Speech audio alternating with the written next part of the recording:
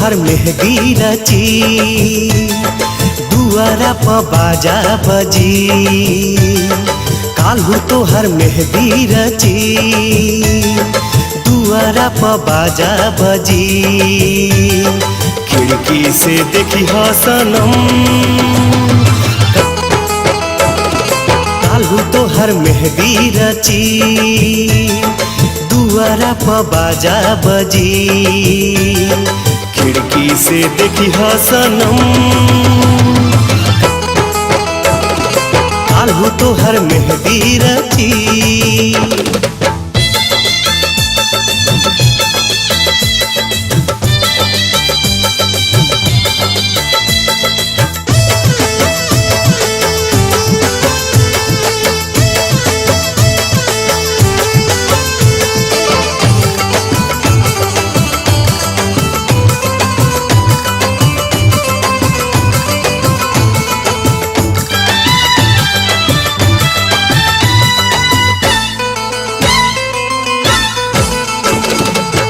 मंगिया में से नुरा परी केहू तोहर बहिया धरी।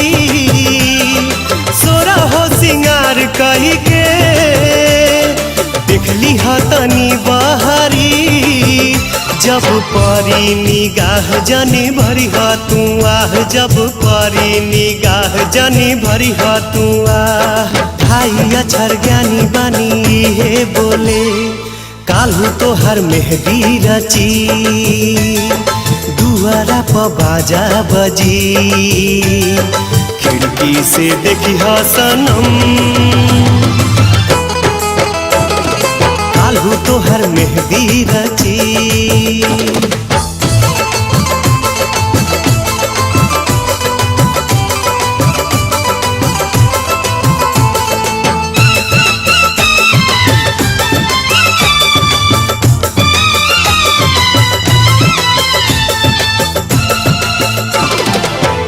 तहर डोली चली दूर होई गली गली। जरी गइल परवाना सुर होई गली गली। तहर बंधन जुटी हमर दुनिया लूटी। तहर बंधन जुटी हमर दुनिया लूटी। पिया संगे बोले जिया लागी डोले काल्हू तोहर मेहंदी रची दुआरा प बाजा बजी। खिड़की से देखी ह सनम काल्हू तोहर मेहंदी रची।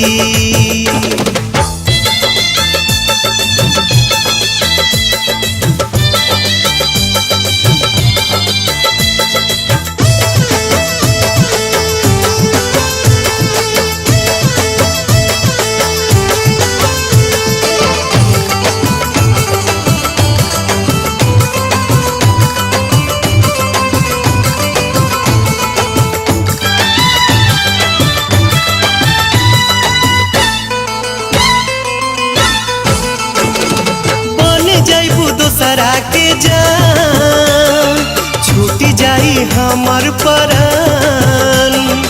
अगला जन्म में तू ही फिर होई हा दिल के मेहमान।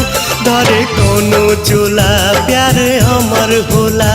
धरे कोनो चोला प्यार हमर होला। भाई अक्षर ज्ञानी बानी हे बोले काल्हू तोहर मेहंदी रची दुआरा प बाजा बजी। काल्हू तोहर मेहंदी रची दुआरा प बाजा बजी। खिड़की से देखी ह सनम काल्हू तोहर मेहंदी रची दुआरा प बाजा बजी। खिड़की से देखी ह सनम काल्हू तोहर मेहंदी रची। काल्हू तोहर मेहंदी रची। काल्हू तोहर मेहंदी रची।